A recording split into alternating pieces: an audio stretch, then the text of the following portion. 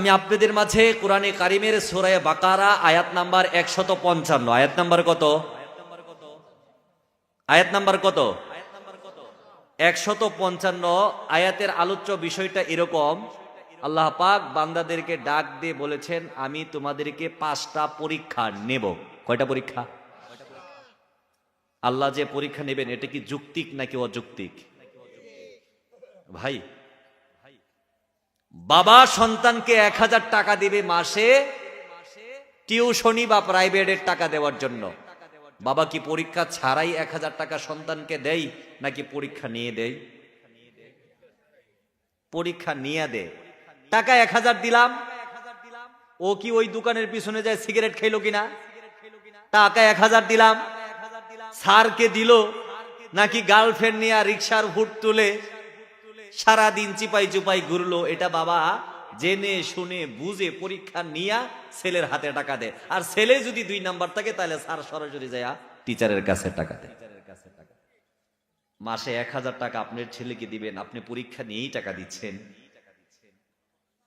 একটা মোবাইল আপনি মেয়েকে কিনে দিচ্ছেন, আপনি চিন্তা করেন আমার মেয়েটা কি ভালো না খারাপ? খারাপ না ভালো? মোবাইল দিলে কি আমার মেয়েটা বিপদে যাবে নাকি মোবাইল দেওয়ার দরকার? আপনি পরীক্ষা নিয়েই তো মোবাইল কিনে দেন। এরপরেও 2-1টা দুর্ঘটনা ঘটে, ওটা ঘটবেই, কিন্তু আপনি পরীক্ষা নেওয়া ছাড়া কোনো কাজ করেন না। সাপোজ একটা বিশ্বকাপের ওজন হচ্ছে 6 কেজির একটু বেশি, ওটা বানানো হয়েছে 18 ক্যারেট পিওর খাঁটি স্বর্ণ দিয়ে। কয় ক্যারেট স্বর্ণ? 18 ক্যারেট স্বর্ণ। ওজন কত? 6 কেজির একটু। আপনাদের কি ঘুমে ধরেছে? বিশ্বকাপের ওজনটা হলো 6 কেজির একটু বেশি। এর উচ্চতাটা হলো 14 ইঞ্চি। এই 14 ইঞ্চির বিশ্বকাপটা নেওয়ার জন্য গোটা পৃথিবীর মানুষগুলো পাগল পারা হয়ে যায়। ওই যে আপনার মেসি বলেন আর নেইমার বলেন আর ক্রিস্টিয়ানো রোনালদো বলেন, ওরা আজ পর্যন্ত ওদের হাত দিয়া বিশ্বকাপটা টাচ করতে পারে নাই। টাচ করতে পেরেছে? হ্যাঁ, আপনি যার জন্য জীবন দেন ও তো বিশ্বকাপ টাচও করতে পারে না। এই 6 কেজি ওজনের বিশ্বকাপটা নিয়ে গোটা পৃথিবী তোলপাড়, গোটা পৃথিবী পাগল পারা। মহান রব ডাক দিয়ে বলেন, 6 কেজি ওজনের স্বর্ণের দাম কত? বাংলাদেশের বর্তমান বাজার দ্বারা যদি ওজন করা হয় এর দাম হবে 2 কোটি রকম। কয় কোটি রকম? 2 কোটি টাকার চেয়ে কম হবে 6 কেজি স্বর্ণের দাম। আল্লাহ পাক বলেন 6 কেজি স্বর্ণ নেওয়ার জন্য গোটা পৃথিবী পাগল। 6 কেজি ওজনের স্বর্ণের খেলা দেখার জন্য মানুষ তার শরীরের পোশাক খুলে দিতে রাজি। 6 কেজি ওজনের দলের সমর্থন করার জন্য এক ভাই আরেক ভাইকে হত্যা করতে রাজি। এমন ঘটনা কি ঘটে নাই? আল্লাহ বলেছেন 2 কোটি টাকার বিশ্বকাপ সাময়িক, তুমি দেখবা সাময়িকভাবে হাত দিয়া টাচ করবা, বিশ্বকাপের নিচে তোমার দলের নাম আর কত সালে নিয়েছো ওটার নাম লেখা হবে। আবার 2036 সালে এই বিশ্বকাপটা বাতিল হয়ে যাবে, নতুন বিশ্বকাপ প্রত্যাবর্তিত হবে। আমার মুসলমান ভাইরা, 6 কেজি ওজনের স্বর্ণের বিশ্বকাপ, এটা যদি ইট বানানো হয় এটা ভেঙে। আপনারা চিন্তা করতেছেন হুজুর আপনার মাথা ঠিক আছে নাকি, বিশ্বকাপ দিয়ে ইট বানাবো? আপনি বলেন তো, ইটের বাক্স যে থাকে যেটা দিয়ে ইট বানা, ব্রাহ্মণবাড়িয়ার তো বেশি ইট বানা, ঠিক না? এই ইটের বাক্সর মধ্যে যদি স্বর্ণটাকে গালিয়ে ঢেলে দেওয়া হয় কয়টা ইট হবে? একটা ইট হবে, আর একটা আদলা হবে না। কোন একটা ইটের ওজন কয় কেজি? 6 কেজি হবে? 5 কেজি? ও মাশাআল্লাহ, আমি জানতাম না। তাহলে তো 6 কেজি ওজন বিশ্বকাপ ভাই, তাহলে একটা ইট হইব না? তাহলে বোঝা গেল কি, বিশ্বকাপ দিয়ে যদি ইট বানানো হয় একটা ইট হবে আমান, পরিপূর্ণ একটা ইট হবে। আরেকটা কি ইটের আদলা হবে নাকি আদলার চাইতে আরো কম হবে? একটা হবে আমান ইট, একটা হবে পরিপূর্ণ ইট। আরেকটা আদলাও হবে না, অর্ধেকও হবে না, অর্ধেকের 1 পা হবে, ঠিক কিনা? অর্ধেকের 1 পা হবে। মহান রব ডাক দিয়ে বলেন সূরা আলে ইমরানের 133 নম্বর আয়াতে বলেন, একটা বিশ্বকাপ নেওয়ার জন্য গোটা পৃথিবী পাগল হয়ে গেছো, আমি আল্লাহ রাব্বুল আলামিন এর থেকে নিখুঁত স্বর্ণ দিয়া বানাবো। বিশ্বকাপের মধ্যে ৭৫ ভাগ স্বর্ণ, বাকি 25% হলো ব্রোঞ্জ। মহান রব ডাক দিয়ে বলেন, ওয়াসারিউ ইলা মাগফিরাতিম মির রাব্বিকুম ওয়া জান্নাতিন আরদুহাস সামাওয়াতু ওয়াল আরদ উইদ্দাত লিল মুত্তাকিন। চিৎকার করে বলুন সুবহানাল্লাহ। আমি মহান রব আখিরাতে বান্দা মুত্তাকিনের জন্য একটা বিশ্বকাপ নয়, একটা জান্নাত দিব, যেই জান্নাতের পরিধি হবে জমিন থেকে আরশ আজিম পর্যন্ত। যেই জান্নাতের পরিধি ডান পাশে হবে উত্তর মেরু থেকে দক্ষিণ মেরু পর্যন্ত, পূর্ব থেকে পশ্চিম মেরু পর্যন্ত।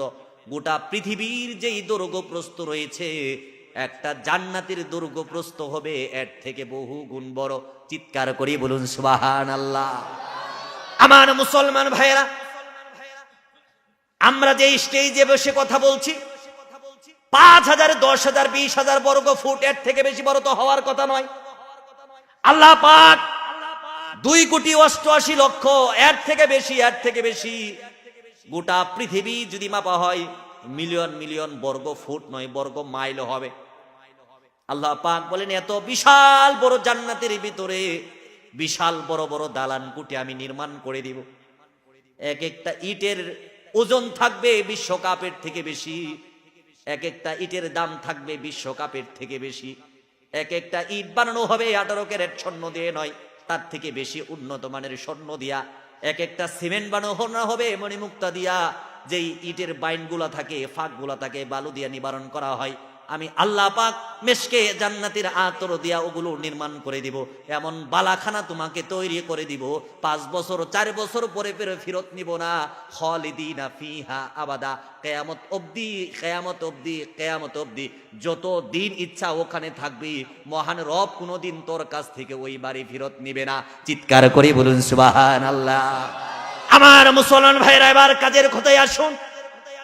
আল্লাহ পাক সূরা বাকারার 155 নম্বর আয়াতে বলেছেন, আমি তোমাকে এত বিশাল বাড়ি আমি দান করে দিব, এমনিতেই দান করে দিব না।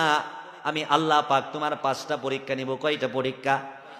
আল্লাহ পাক বলেন, ওয়ালা নাবলুওয়ান্নাকুম বিশাইইম মিনাল খাউফি ওয়াল জু'i ওয়া নাকসিম মিনাল খাউফি ওয়াল জু'i ওয়া নাকসিম মিনাল আমওয়ালি ওয়াল আনফুসি ওয়াত থামারাত وبشر الصابرين الذين إذا أصابتهم مصيبة قالوا إنا لله وإنا إليه راجعون। চিৎকার করে বলুন সুবহানাল্লাহ।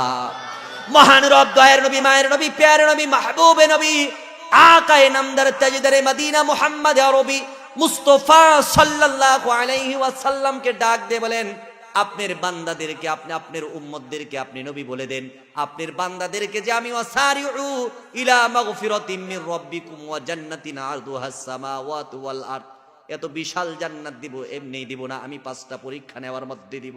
যদি পরীক্ষায় বান্দা পাস করতে পারে, আমার জান্নাত তার জন্য অপেক্ষা করবে। আর যদি পরীক্ষায় ফেল করে জাহান্নামের অতল গহ্বরে নিমজ্জিত হয়ে যাবে। চিৎকার করে বলুন ঠিক কি না? আল্লাহ পাক বলেছেন, 1 নম্বর পরীক্ষা বান্দার শুরু হয়ে যাবে দুনিয়াতে। ওয়ালা নাবলুওয়ান্নাকুম বিশাইইম মিনাল খাউফ, বান্দাকে আমি ভয় দেখাবো। কি দেখাবো? আমাদের সামনে কি ভয় আছে কিনা? গড় থেকে বের হইলেই গুলি করে মেরে দিব, মাথার খুলি উড়িয়ে দিব, এমন কথা বলা হয় কিনা? 144 দ্বারা জারি হয়ে যাবে, জঙ্গি বলে জেলখানায় ঢুকিয়ে রাখবো, সাবধান, নড়াচড়া করবি না, এমন কথা বলা হয় কিনা? মহান রব বলেন, ওয়ালা নাবলুওয়ান্নাকুম বিশাইইম মিনাল খাউফ, 1 নাম্বার তোমাকে পরীক্ষা করব, কিছুটা ভয় আমি আল্লাহ তোমাকে দেব। ওয়াল জু'i, আমি তোমার পেটের মধ্যে ক্ষুধা দেব, পেটের মধ্যে খাবার থাকবে না, গড়ের মধ্যে খাবার থাকবে না, ছেলেটা রুট অ্যাক্সিডেন্টে পঙ্গু হয়ে যাবে, তুমি বিধবা হয়ে যাবা, তোমার স্বামীটা মারা যাবে, পেটের মধ্যে খাবার থাকবে না। মানুষের গড়ের মধ্যে খাবার আছে, গড়ের মধ্যে তরকারি নাই, পাশের বাড়ির জাংলার মধ্যে লাউ আছে। তোমার গরুর গড়ের মধ্যে, গরুর গোয়ালির মধ্যে দুধ নাই, আরেকজনের ঘরের গরুর মধ্যে দুধ আছে, এরপরেও খাবার সামনে আছে, আল্লাহকে ভয় করো, পেটের মধ্যে ক্ষুধা আছে, এই আল্লাহকে ভয় করার কারণে অপরের মালের প্রতি লোভ করে না। মহান রব বলেন খৌফ ওয়াল জু, তোমাকে ভয় দেখাবো, ক্ষুধা দ্বারা তোমাকে কষ্ট দেব। চিৎকার করে বলুন ঠিক কিনা? আল্লাহ পাক যদি আমাদেরকে ভয় দেখান তাহলে আমরা ঈমান হারা হয়ে যাই, ঠিক না ভাই? আমরা একটু ভয় পাইলে, একটা ছেলে আপনার ছিল না, 20 বছর বিয়ে করেন, সন্তান হয় নাই, 20 বছর পরে সন্তান হয়েছে, ওই সন্তান দিয়েছেন কে? বিশ্বাস করেন আল্লাহ দিয়েছে। যাদের ছিল না, হয়েছে অনেকদিন পরে, এটা তারা বুঝে যে আল্লাহ দিয়েছে, সন্তান হয়েছে, কিন্তু ছেলে হয় নাই। দিয়েছেন কে? সন্তান হয়েছে, প্রতিবন্ধী হয়েছে, সন্তান হয়েছে, ছেলে হয়েছে, 4টা একসাথে, এরপরে আর মেয়েই নেই। আল্লাহ পাক বলেন 20 বছর সন্তান ছিল না, আমি দিলাম। আবার 5 বছর পরে তোমার ছেলেটা ফুটফুটে হয়েছে, সুন্দর পাঞ্জাবি পরাও, কত সুন্দর চেহারা, এই জান্নাতের মাসুম বালককে আবার আমি তুলে নিলাম। আওয়াজ দিয়ে বলুন ঠিক কিনা? আমার রব বলেন, এই যে তোমার সন্তান ছিল না, আমি দিলাম, আবার আমি নিয়ে গেলাম, এখন আমি সন্তান নিলাম, আমি রবকে তুমি গালিগালাজ করো, সুতরাং আমি তোমার পরীক্ষা নিলাম, দেখলাম তুমি উত্তীর্ণ হও কিনা। চিৎকার করে বলুন ঠিক কিনা? তাহলে পরীক্ষা করা হবে কয়টা? 1 নম্বর হলো ওয়ালানাবলুওয়ান্নাকুম বিশাইইম মিনাল খাউফ, ভয় দ্বারা পরীক্ষা করা হবে, ওয়াল জু', ক্ষুধা দ্বারা পরীক্ষা করা হবে, পেটের মধ্যে খাবার থাকবে না, ঘরে চাকরি থাকবে না, ব্যবসা থাকবে না, সমিতি থেকে লোন তোলার মতো সুযোগ আসবে, তুমি বলবে না খেয়ে মরে যাবো, এরপরেও লোন উঠাবো না। আল্লাহ বলেন ওয়ালানাবলুওয়ান্নাকুম বিশাইইম মিনাল খাউফি ওয়াল জু'i ওয়া নাকসিম মিনাল আমওয়াল, তোমার সম্পদ আছে গুলা ভরা, তোমার দান আছে, পুকুর ভরা মাছ আছে, গোয়াল ভরা গরু আছে, আগুন লেগেছে, গোয়াল গোয়ালের গরু পুড়ে গেছে, ছারখার হয়ে গেছে, গুলার দানগুলো পুড়ে গেছে, গোয়াল ঘরের গরু চুরে নিয়ে গেছে, ফিশারির মাছগুলো কে যেন বিষ দিয়া মেরে দিয়েছে। আল্লাহ বলেন রোড অ্যাক্সিডেন্টে ছাগল ছিল, ওটা মরে গেছে। ওয়ানাকসিম মিনাল আমওয়াল, তোমার সম্পদ দিয়েছিলাম, ওটা আমি ধ্বংস করে দিয়েছি। এখন কি মুখ তোমার মলিন হয়ে যায়, নাকি শুকরিয়া জ্ঞাপন করো? যদি মুখ মলিন হয়ে যায়, তুমি ইমানি পরীক্ষায় ফেল করেছো, আর যদি মুখের মধ্যে হাসি থাকে, আল্লাহর শুকরিয়া করে তো তুমি পাশ করেছো, তোমাকে জান্নাত দিবে আল্লাহ। চিৎকার করে বলুন সুবহানাল্লাহ। ওয়া নাকসিম মিনাল আমওয়ালি ওয়াল আনফুসি ওয়াস সামারাত, কখনো কখনো জীবন দিয়া তোমাকে পরীক্ষা নিব, তোমার জীবনের উপর আঘাত আসবে, সন্তানের জীবনের উপর আঘাত আসবে, কখনো কখনো জিহাদের ময়দানের জন্য ডাক আসবে, নিজের জীবন কি দিয়ে দিতে হবে। না না, জীবনকে তুমি অনেক বেশি ভালোবাসো, আল্লাহর থেকে বেশি ভালোবাসো, রাসূল থেকে বেশি ভালোবাসো। আল্লাহর প্রেমে জীবন দেওয়ার জন্য তুমি তৈরি নয়, রাসূলের প্রেমে জীবন দেওয়ার জন্য তুমি তৈরি নয়। মুখে মুখে শুধু লিল্লাহি তাকবীর আল্লাহু আকবার বলে তুমি মাহফিলগুলো কাঁপাইতে পারো, অন্তরে নিজের জীবন কি তুমি বড় বেশি মায়া করো? আমার রব বলেন 4 নম্বর পরীক্ষা হয়ে গেল মানুষের জীবন। আর 5 নম্বর হলো ওয়াল আনফুসি ওয়াস সামারাত, তোমার ক্ষেতের মধ্যে যেই ফসল তুমি ফলাইছো, ক্ষেতের মধ্যে যেই শস্য তুমি রোপণ করেছো, তুমি যেই নারিকেল বাগান করেছো, সুপারি বাগান করেছো, যে আম বাগান তুমি করেছো, কাঁঠাল বাগান করেছো, যেই ধান ক্ষেত তুমি লাগিয়েছো, ইঁদুর খেয়ে শেষ করে দিয়েছে, জলুদ চাষ এসে ধান ক্ষেত তলিয়ে দিয়েছে, ধান ক্ষেতের উপর দিয়ে নৌকা চড়ে, যেই মাছ তুমি রোপণ, যেই মাছ তুমি ফিশারির মধ্যে ছেড়ে দিয়েছো, বন্যা হয়ে তোমার মাছ আরেকজনের পুকুরে চলে গিয়েছে। আল্লাহ বলেন এই যে তোমার মান, এই যে তোমার জীবন, এই যে তোমার ফল ফসলাদি আমি ধ্বংস করে দিলাম। এরপরে বলেন ওয়াবাশশিরিস সাবিরিন, এই 5টা জিনিস ধ্বংস হওয়ার পরে যে বলবে আমি আল্লাহর উপর ধৈর্য ধারণ করি, সবর করি, মহান রব বলে তার জন্য বড় সুখবর। চিৎকার করে বলেন সুবহানাল্লাহ।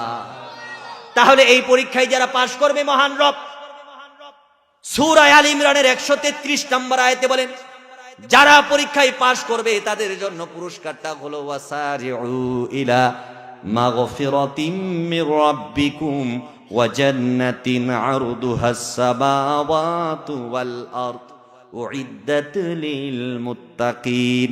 ওই বান্দা পরীক্ষায় পাশ করার কারণে এই দুনিয়ার থেকে 10 দুনিয়ার সমান বড় জান্নাত আমি বান্দাকে দান করে দেব। চিৎকার করে বলুন সুবহানাল্লাহ। এবার আমরা রবকে ডাক দিয়ে বলবো, রব জান্নাত তো আপনি আমাদেরকে দিবেন, কিভাবে জান্নাত দিবেন, কেন আমাদেরকে জান্নাত দিবেন? আল্লাহ পাক সূরা ফাজরের 27 নম্বর থেকে 30 নম্বর আয়াতে বলেন, ইয়া আইয়াতুহান নাফসুল মুতমাইন্না ইরজিই ইলা রাব্বিকি রাদিয়াতাম মারদিয়া ফাদখুলি ফি ইবাদি ওয়াদখুলি জান্নাতি। চিৎকার করে বলুন সুবহানাল্লাহ। মহান রব বলেন, হাজার হাজার কালো গুড়ার মধ্যে যদি একটা সাদা গুড়া থাকে, কৃষক যেরকম হাজার হাজার কালো গুড়া থেকে একটা সাদা গুড়াকে বাছাই করে নিতে পারে, আমার পাগল পাড়া গোলামগুলোকে, আমার পাগল পাড়া বান্দাগুলোকে, নেইমার মেসি থেকে হাজার হাজার কোটিগুলো ইহুদি নাসারা খ্রিস্টান থেকে, মুনাফেক নাস্তিক নামদারি মুসলমান থেকে, কাফের বেঈমান থেকে আমি এমন করে বাছাই করব, আমার কুদরতের হাত বান্দার মাথার মধ্যে বুলাইয়া বলবো, ওয়াদখুলি জান্নাতি, আজকে আমার গোলামেরা আমার জান্নাতে প্রবেশ করো, তুমি পরীক্ষায় উত্তীর্ণ হয়েছিলে। চিৎকার করে বলুন সুবহানাল্লাহ। আমার মুসলমান ভাইরা, এবার 5টা পরীক্ষায় যদি কেউ ফেল করে তাহলে তার শাস্তিটা কি হবে? আল্লাহ পাক রব্বুল আলামিন সূরা বাকারার 81 নম্বর আয়াতে বলেন, বালামান কাসাবা সাইয়্যাতাও ওয়া আহাতাত বিহি খাতিআতুহু। আল্লাহ পাক বলেন, ওই সমস্ত বান্দারা যারা ফেল করবে, যারা 24টা ঘন্টায় বালামান কাসাবা সাইয়্যাতাও ওয়া আহাতাত বিহি, ওই বান্দাগুলো এমন ভাবে নিজেকে গুনার উপর সোপর্দ করে দিয়েছে, ওয়াহাতাত বিহি খাতিআতুহু ফাউলাইকা আসহাবুন নার, ওরা নিজেকে গুনাহ করতে করতে, নিজের জীবনকে ধ্বংস করতে করতে এমন একটা মুহূর্তের মধ্যে উপক্রম হয়েছে, তারা সিদ্ধান্ত নিয়েছে আমরা জাহান্নামে চলে যাব। মহান রব বলে, যারা নিজের গুনাহকে বড় পছন্দ করে, কিয়ামতের কঠিন মুহূর্তে যারা এই 5টা পরীক্ষায় এই দুনিয়াতে ফেল করেছে, আমি রব তাদেরকে ফাউলাইকা আসহাবুন নার, জাহান্নামের অতল গহ্বরে নিক্ষেপ করব। চিৎকার করে বলুন নাউযুবিল্লাহ। আমার মুসলমান ভাইরা, তাহলে 1 নম্বর যেই পরীক্ষাটা হবে, সেই পরীক্ষাটা কি? আল্লাহ পাক আমাদেরকে কিছু ভয় দেখাবেন।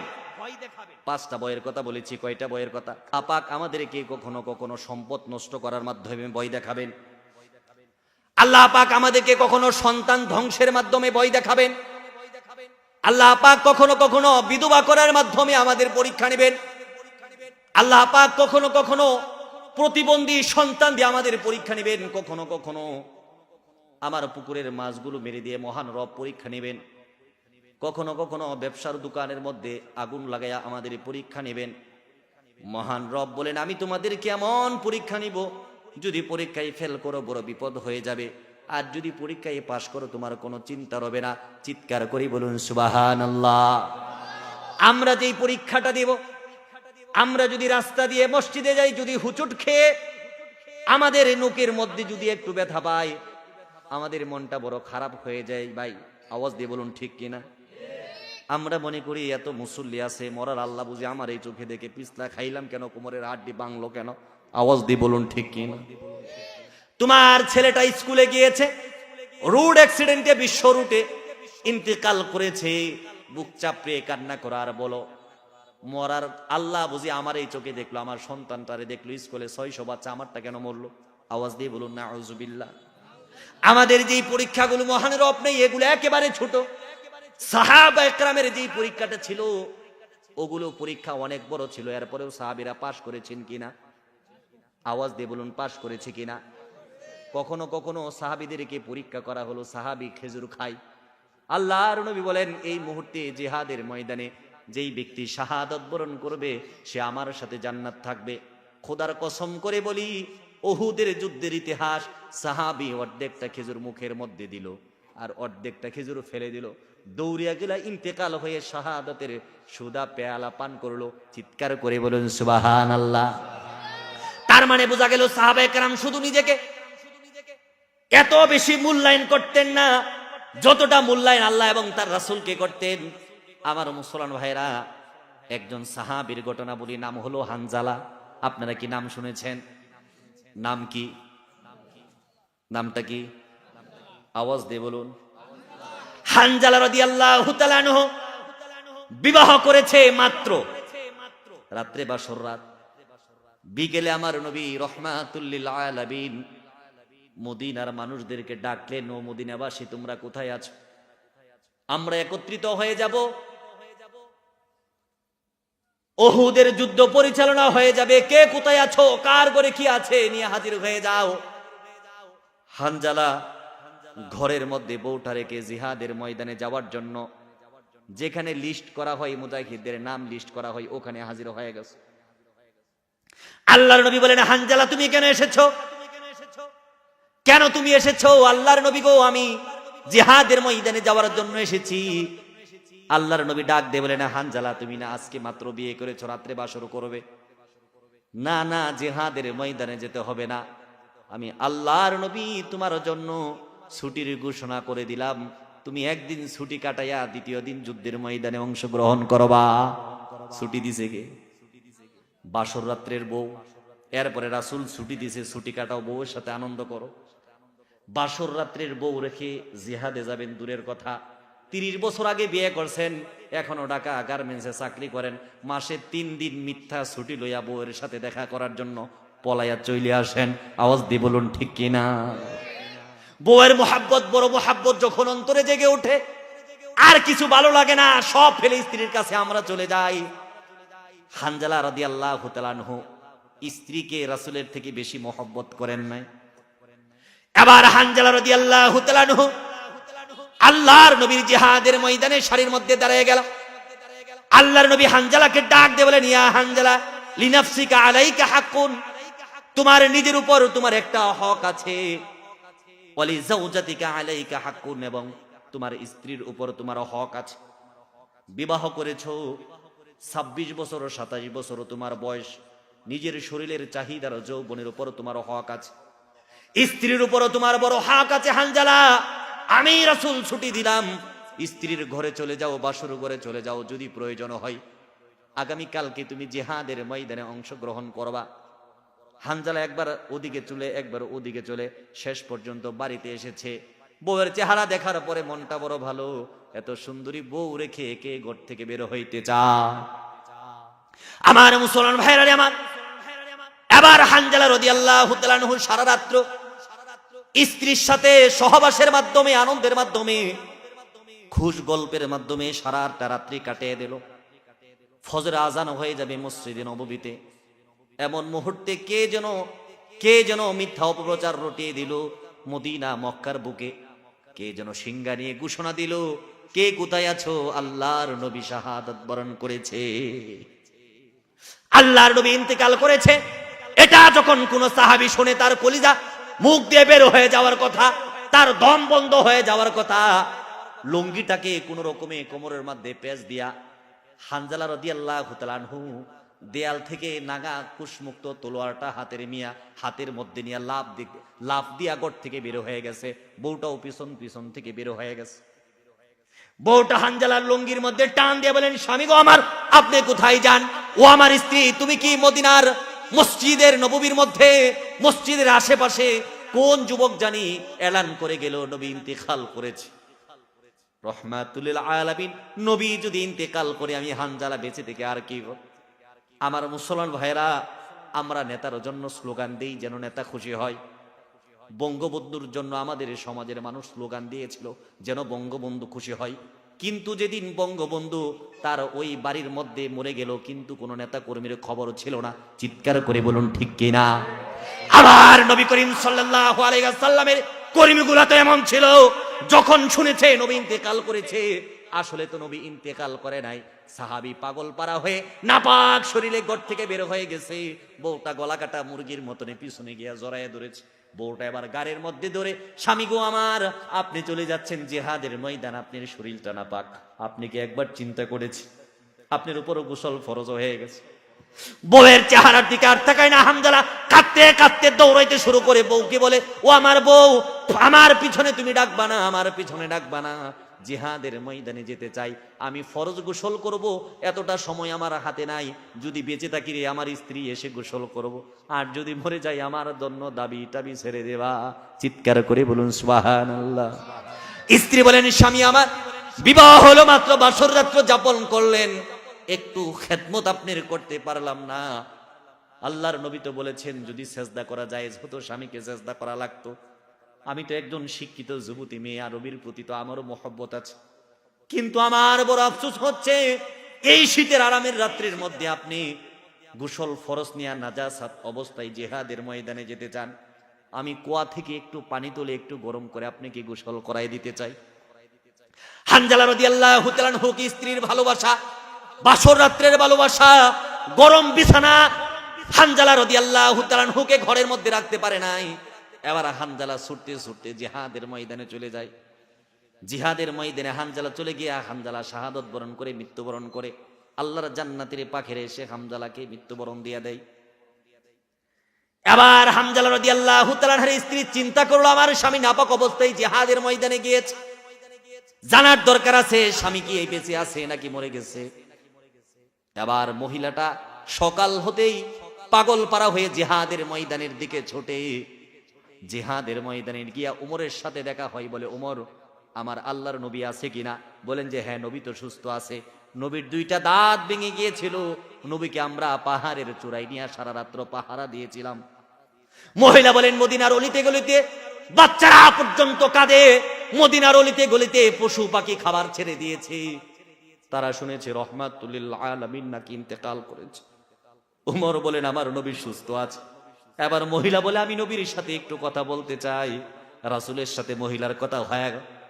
হানজালা রাদিয়াল্লাহু তাআলা আনহার স্ত্রী রাদিয়াল্লাহু তাআলা আনহুর স্ত্রী আল্লাহর নবীকে ডাক দিয়ে বলেন, নবী গো, আমার স্বামী হানজালা আপনার মৃত্যুর সংবাদ শুনে নাপাক শরীরে চলে এসে, আমার স্বামী যদি জীবিত থাকে আমার হাতে তুলে দেন, আমি গোসল করাই দেব, আর আমার স্বামী যদি ইন্তেকাল করে স্বামীকে গোসল করাইয়া দাফন করিয়ে। শাহাদাতের নিয়ম হলো যদি যুদ্ধের ময়দানে গিয়ে কেউ ইন্তেকাল করে তাহলে তাকে না ওই শরীরের অবস্থায়, ওই পোশাক অবস্থায় আল্লাহর কাছে সুপর্দ করা হয়, যেন ওই রক্ত নিয়া, ওই শরীরের চেহারা নিয়া আল্লাহর সামনে হাজির হয়। রাসূল ডাক দিলেন, বলেন আমার সাহাবীরা রে, কয়জন শাহাদত বরণ করেছে? হানজালার লাশ আছে কিনা খোঁজ লাগাও। সাহাবীরা 4 বার গণনা করেছে। গণনা করার পরে বলেন আল্লাহর নবী গো, হানজালার লাশ তো নাই। 4 বার গণনা করেছে, বউটাও উপস্থিত আছে, হানজালার লাশ নাই।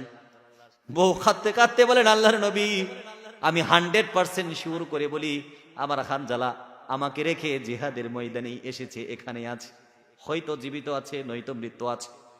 কিন্তু জিহাদের ময়দানে উহুদের যুদ্ধে মরেছিল 70 জন সাহাবী। কয়জন?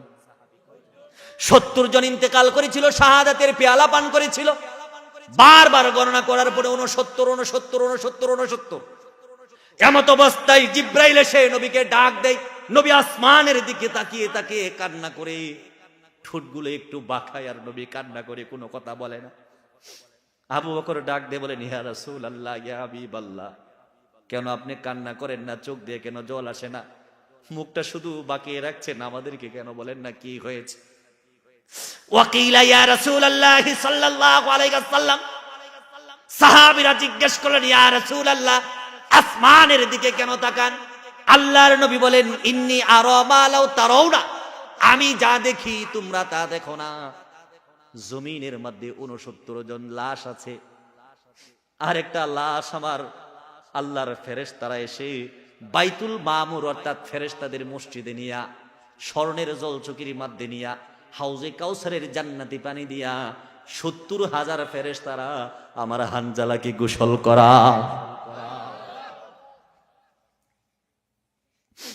এবার ইয়া রাসূলুল্লাহ, ইয়া হাবিবাল্লাহ, সাহাবারা ডাক দিলেন, হানজালাকে বাইতুল মামুরে নিয়ে গোসল করানো হয়, এটাই বুঝি আল্লাহর রাসূলের সাহাবী ছিলেন, তাদের দাম বুঝি এত বেশি ছিল। কিছুক্ষণ পরে নবী বললেন যে তোমরা এবার গণনা করো লাশ কয়টা। এবার আবু বকর দৌড়ে এসে বলেন, আল্লাহর নবী, লাশ তো 70টাই আছে। ওমর এসে বলেন, লাশ তো 70টাই আছে। রাসূল বলেন, আমার হানজালার লাশটা আমাকে একটু দেখাও। আবু বকর ডাক দিয়ে বলেন, ইয়া রাসূলুল্লাহ, হানজালার লাশ দেখার আপনার দরকার নাই, আপনি কষ্ট পাবেন, আপনি সহ্য করতে পারবেন না। রাসূল বলেন, না না না, আমাকে একটু দেখাও। মুখটা খোলা হলো, আবু বকর দেখে, উমর দেখে, উসমান দেখে, আলী দেখে, আবার নবী দেখে দেখে কাঁদতে কাঁদতে লাশের পাশে বসে গেল।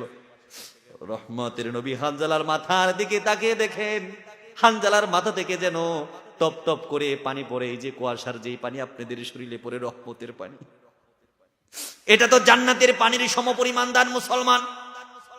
গভীর রজনীতে ওয়াজ শোনো, এটা সাধারণ কোনো পানি নয়। বিশ্বকাপের মায়া ছেড়ে মাঠের মধ্যে বসে থাকা, খড় কুঠার মধ্যে বসে থাকা, জমি থাকা, এটা সাধারণ কোনো ইবাদত নয়।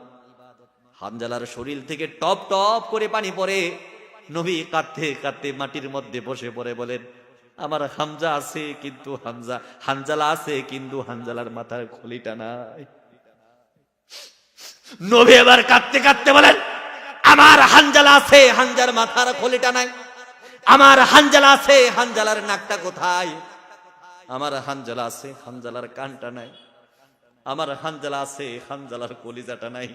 ইহুদিরা হানজালাকে মেরে কলিজাটা বের করে নিয়েছে। আমার মুসলমান ভাইয়েরা রে, ইসলাম এমনি এমনি দুনিয়াতে আসে নাই। আমার রাসূল বললেন, এক একজন সাহাবীর লাশ এখানে আনো, আমি নবীর ইমামতি করব জানাজার। এক একজন লাশ আনা হলো। আমার রাসূল বললেন, প্রত্যেকটা লাশের ইমামতি হবে একবার। আমার হামজার জানাজার, আমার হানজালার জানাজার লাশের ইমামতি হবে 70 বার। হানজালার লাশটা এইভাবে সামনে রাখা হলো। এক একজন সাহাবীর লাশ এখানে আনা হয়, রাসূল ইমামতি করেন, লাশটা সরিয়ে দেওয়া হয়, আরেকটা লাশ সরিয়ে দেওয়া হয়, আরেকটা লাশ সরিয়ে দেওয়া হয়। এভাবে 70টা জানাজারা হয়ে গেল। তার মানে বোঝা গেল প্রত্যেকটা লাশ সরানো হলো, হানজালার লাশটা কিন্তু সরানো হয় নাই। চিৎকার করে বলুন ঠিক কিনা? আবার নিজে রাসূল এসে কবরের মধ্যে সমাধি করে দিলেন, জানাজা হয়ে গেল। এবার আবু বকর কাঁদতে কাঁদতে জমিনের মধ্যে গড়াগড়ি করে, উমর কাঁদ। রাসূল আবু বকরকে ডাক দিয়ে বলেন, আবু বকর তুমি কেন কাঁদো, কেন কাঁদো? আবু বকর বলেন, ইয়া রাসূলুল্লাহ, ইয়া হাবিবাল্লাহ, আমি এই কারণেই কাঁদি। আমার আল্লাহ আমাকে আবু বকর না বানাইয়া যদি হানজালা বানাইতো, আমার জানাজা 70 বার ইমামতি করতেন আপনি আল্লাহর নবী। চিৎকার করে বলুন সুবহানাল্লাহ। প্রত্যেক জনের একটা করে জানাজা হয়। আমি আবু বকর ইন্তেকাল যদি করি, আপনার আগে একটা জানাজা হবে, আর আপনার পরে যদি ইন্তেকাল করি, আপনি তো আমার জানাজায় অংশগ্রহণ করতে পারবেন না। হানজালা আজকে বড় ধন্য হয়ে গেল। হানজালা আজকে মৃত্যুবরণ করেছে। হানজালার আজকে 70 বার জানাজা হয়েছে। আল্লাহর নবী আবু বকরকে ধমক দিয়ে বলেন, আবু বকর রে, ওয়ালা তাকুলু লিমান ইয়ুকতালু ফি সাবিলিল্লাহ, ওয়ালা তাকুলু লিমান ইয়ুকতালু ফি সাবিলিল্লাহি আমওয়াত বাল আহইয়াউ ওয়ালাকিন লা তাশউরুন। আবু বকর তুমি কেন বলো হানজালা ইন্তেকাল করেছে? হানজালা ইন্তেকাল করে নাই, হানজালা আল্লাহর কাছে জান্নাত ও রিজিক প্রাপ্ত। চিৎকার করে বলুন সুবহানাল্লাহ। ওয়ালা তাকুলু লিমান ইয়ুকতালু ফি সাবিলিল্লাহি আমওয়াত। তোমরা কি ভেবেছো যারা জিহাদের ময়দানে গিয়ে মৃত্যুবরণ করে তারা মরে যায়? আমি রাসূল বললাম তারা ইন্তেকাল করে না, আমি আল্লাহ বললাম তারা জান্নাতে আমার কাছে পাকি হয়ে থাকে, আমি তাদেরকে রিজিকের ব্যবস্থা করে দিই। চিৎকার করে বলুন সুবহানাল্লাহ। আমার মুসলমান ভাইরা, তাহলে পরীক্ষা হবে কয়টা? পাস করা লাগবে না ফেল করা লাগবে? যদি পাস করেন পুরস্কার আছে নাকি না? পুরস্কার আছে নাকি নাই? মুসনাদে আহমদের হাদিস থেকে বলছি, যদি পরীক্ষায় পাস করেন আল্লাহ আপনাকে কি পুরস্কার দিবে? বিপদে যদি আপনি ধৈর্য ধারণ করেন আল্লাহ পাক আপনাকে এত বড় পুরস্কার দিবেন, এত সুবিশাল পুরস্কার দিবেন, যেই পুরস্কারের সাথে গোটা পৃথিবীর কোনো পুরস্কার মিলবে না। চিৎকার করে বলুন সুবহানাল্লাহ। বিপদে পড়লে কয়টা আমল করবেন? একটা আমল। কয়টা আমল? একটা আমল যদি আপনি বিপদে করেন আল্লাহ পাক আপনাকে এমন পুরস্কার দিবেন, যেই পুরস্কার আপনি এই 2 চোখ দিয়ে দেখেন নাই, কল্পনা করেন নাই। আল্লাহ পাক আপনাকে দুনিয়াতেই এত বড় পুরস্কার দান করে দিবে। একটা ছাগল মরে গেছে রোড অ্যাক্সিডেন্টে, দাম তো 4,000 টাকার ছাগল গেছে, আল্লাহকে গালি দিয়েছেন আপনি 5,000। মহান রব বলেন গালি না দিয়া যদি আমার কাছে ধৈর্য ধারণ করতি, আমি তোকে এত রিজিক দান করে দিতাম, তুই 4 লক্ষ টাকা দিয়া কুরবানি দিতি, মানুষের টেরও পাইতো না। চিৎকার করে বলেন সুবহানাল্লাহ। বিপদে পড়ে যদি আপনি একটা আমল করেন, মহান রব আপনাকে পৃথিবীর সব থেকে শ্রেষ্ঠ নিয়ামত দান করে দিবেন। মুসনাদে আহমদ থেকে বলছি, উম্মে সালামা রাদিয়াল্লাহু তাআলা আনহা, মুসনাদে আহমদ থেকে বলছি, উম্মে সালমা রাদিয়াল্লাহু তাআলা আনহা, যিনি পরবর্তীতে নবী করিম সাল্লাল্লাহু আলাইহি ওয়াসাল্লামের স্ত্রী ছিলেন। কি ছিলেন? যিনি পরবর্তীতে নবী করিম সাল্লাল্লাহু আলাইহি ওয়াসাল্লামের স্ত্রী ছিলেন, আবু সালমা রাদিয়াল্লাহু তাআলা আনহু এসে উম্মে সালমাকে ডাক দিয়ে বলেন, আমার স্ত্রী রে, আল্লাহর নবী একটা দোয়া শিক্ষা দিয়েছে, কোন মানুষ যদি বিপদে পড়ার পরে ওই দোয়াটা পড়ে, ওই দোয়াটা পড়ার পরে মহান রব তাকে দুনিয়াতে এত বড় পুরস্কার দিবে, ওই মানুষটা কোনোদিন কল্পনাও করবে না। এবার আম্মা জান উম্মে সালমা রাদিয়াল্লাহু তাআলা আনহা বলেন, আমার স্বামী কি সেই দোয়া আমাকে শিখায় দেন, বিপদে পড়লে কোন দোয়া পড়ব? আবু সালমা রাদিয়াল্লাহু তাআলা আনহু বলেন, বিপদে যখন তোমরা পড়বা, আল্লাহর নবী বলেছেন, আল্লাহুম্মা আজরিনি ফি মুসিবাতি ওয়া আখলিফলি খায়রাম মিনহা। এই দোয়াটা যেই ব্যক্তি পড়ার পরে, ইন্না লিল্লাহি, পয়সা খাওয়া দাওয়ার কোনো অভাব নাই, কিন্তু মাঝে মধ্যে যে একটা কিল মারে রে বাবা, ফিডের কাটা যায় কোমরের কাটার সাথে মিলে। আওয়াজ দিয়ে বলুন ঠিক কিনা?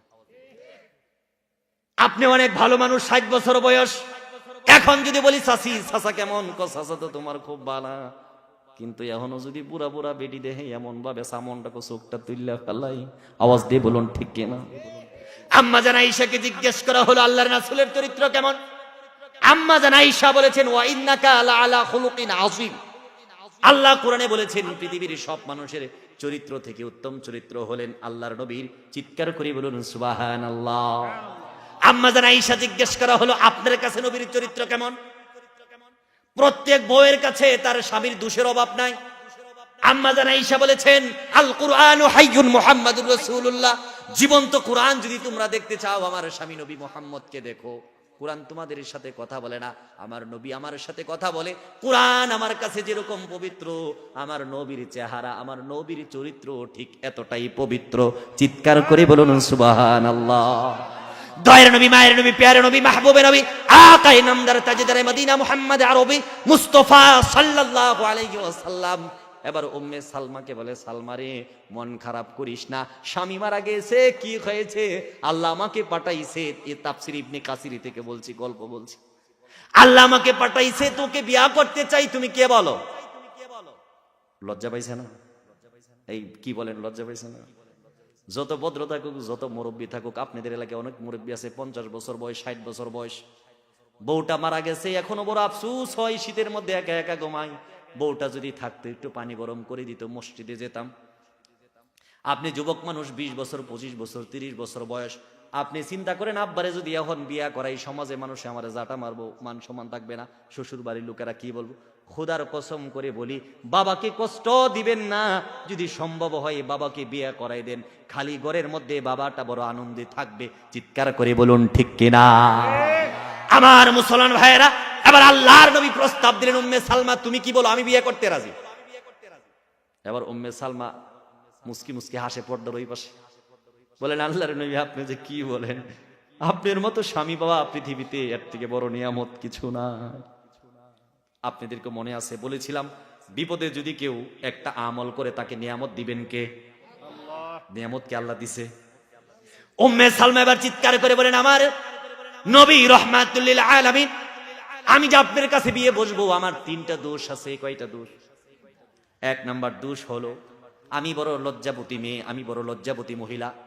আমি তো এমনি আমার আগের স্বামীকে অনেক লজ্জা পেতাম, আমি তো আপনার সামনে যেতেই পারবো না, লজ্জায় লাল হয়ে যাব। ঠিক না? আল্লাহর নবী বলেছেন, তোমার কি দোষ আছে আমাকে বল। আমি বড় লজ্জাবতী, কখন আপনার পানি লাগবে, কখন আপনার গোসল লাগবে, কখন আপনার মেসওয়াক লাগবে, কখন খাবার লাগবে, আমার তো মনে হয় আমি আপনার খেদমত করতে পারবো না। রাহমাতুল লিল আলামিন বলেন, 1 নাম্বার বুঝলাম তুমি লজ্জাবতী, আমার খেদমত করতে পারবা না। 2 নাম্বার সমস্যা বলো। 2 নাম্বার সমস্যাটা হলো, আমি তো বয়স্ক মহিলা, আমার ছেলের বয়স 30 বছর, মেয়ের বয়স 25 বছর, ছোট ছেলের বয়স 20 বছর, সবাই তো বড় হয়ে গেছে, সবাই তো বড় হয়ে গেছে, আমার বড় বড় ছেলে মেয়ে আছে, আমি তো বুড়া মানুষ, আপনি কি আমাকে বিয়ে করবেন? ও কুলাঙ্গারের বাচ্চারা, তোমরা অনেকেই মনে করো রাসূলের চরিত্র ভালো ছিল না, রাসূল খারাপ ছিল, মহিলাদেরকে বিয়ে করেছেন, প্রত্যেকটা মহিলাকে বিবাহ করেছেন আল্লাহর ওকালতিতে, যেন মহিলা ভালো থাকে, যেন স্বামীরা, যেন মহিলা স্বামী বিধবার কষ্ট দূর হয়ে যায় আর উম্মতের উপকার হয়। চিৎকার করে বলুন সুবহানাল্লাহ। ও কুলাঙ্গারেরা, তোমরা মনে করো আম্মা জান আয়েশাকে 9 বছর বয়সে বিয়ে করেছে, রাসূল বড় অপরাধ করেছে, রাসূল বড় অপরাধ করে নাই। আম্মা জান আয়েশাকে যদি বিবাহ না করা হতো, পৃথিবীতে মহিলা সংক্রান্ত কোনো মাসআলা আসতো না। চিৎকার করে বলুন সুবহানাল্লাহ। এবার আম্মা জান উম্মে সালমা ডাক দিয়ে বলেন, ইয়া রাসূলুল্লাহ, আমার 2 নাম্বার ভুলটা হলো, 2 নাম্বার দোষটা হলো, আমি তো বয়স্ক মানুষ, আমাকে আপনি বিয়ে করে কি করবেন? রহমাতুল লিল আলামিন বলেন, তোমার 3 নাম্বার সমস্যাটা বলো। 3 নাম্বার হলো, আমার বড় বড় ছেলে আছে, মেয়ে আছে, আমি কি লজ্জা পাবো না? রহমতের নবী বলেন, তোমার 3টা দোষকে যদি আমি মেনে নেই, এরপরে যদি আল্লাহর হুকুমে তোমাকে বিয়ে করি, তাহলে তুমি কি বলবা? আম্মাজান উম্মে সালমা ওই পাশ থেকে চিৎকার করে বলেছেন, কাবিলতু আলহামদুলিল্লাহ। চিৎকার করে বলুন সুবহানাল্লাহ। আমার মুসলমান ভাইরা আমার, আল্লাহর নবী রহমাতুল লিল আলামিন বলেছেন, 3 শ্রেণীর লোক এমন আছে যারা জাহান্নামে যাবে। কোথায় যাবে? 3 শ্রেণীর লোক এমন আছে যারা মরে যাওয়ার সাথে সাথেই জাহান্নাম। রহমতের নবী, আল্লাহর নবী, দয়ার নবী, মায়ের নবী, প্যারে নবী বলেন, হারামাল্লাহু আলাইহিমুল জান্নাতা সালাসাতুন। 3 শ্রেণীর ব্যক্তি এমন আছে আল্লাহর জান্নাত যাদের জন্য হারাম। আওয়াজ দিয়ে বলুন নাউজুবিল্লাহ। এটা তো এমন, বাবা তার ছেলেকে বলছে, আমার ঘরের ভাত তোর জন্য হারাম। রাগ করে বলে নাকি আদর করে বলে? কতটা কষ্ট পেলে বাবা তার সন্তানকে বলে, আমার ঘরের ভাত তোর জন্য হারাম। আল্লাহর নবী বলেছেন, আল্লাহর নবী বলেছেন, হারামাল্লাহু আলাইহিমুল জান্নাতা সালাসা। 3 প্রকার ব্যক্তি এমন আছে, মহান রবের জান্নাত তাদের জন্য হারাম, তারা জান্নাতের কাছে যাবে না, জান্নাতের সুঘ্রাণও পাবে না।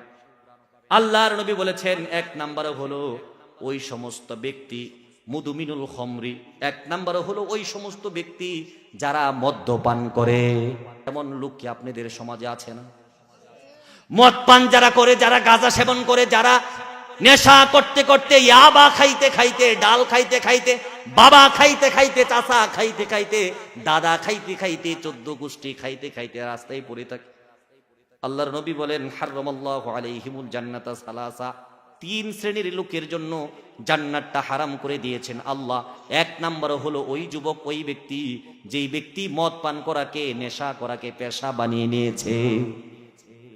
যেই ব্যক্তি লজ্জাস্থানের মধ্যে ইনজেকশন দিয়ে নেশা করে, যেই ব্যক্তি ইয়াবা ট্যাবলেট খেয়ে নেশা খায়, যেই ব্যক্তি হিরোইন খেয়ে নেশা খায়, ওই ব্যক্তির জন্য জান্নাত হারাম করে দিয়েছেন আল্লাহ।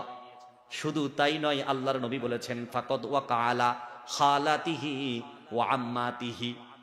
আল্লাহর নবী বলেছেন, একজন নেশাখোর এতটা খারাপ, এতটা ভয়ঙ্কর, সে যখন নেশা করে, তার সামনে যদি তার আপন ফুফু থাকে, আপন খালা থাকে, তার সামনে যদি তার আপন বোন থাকে, এমনকি যদি তার মাও থাকে, সে যদি সুযোগ পায়, তাহলে আপন খালার সাথে, আপন ফুপুর সাথেও জেনা করতে দ্বিধাবোধ করবে না।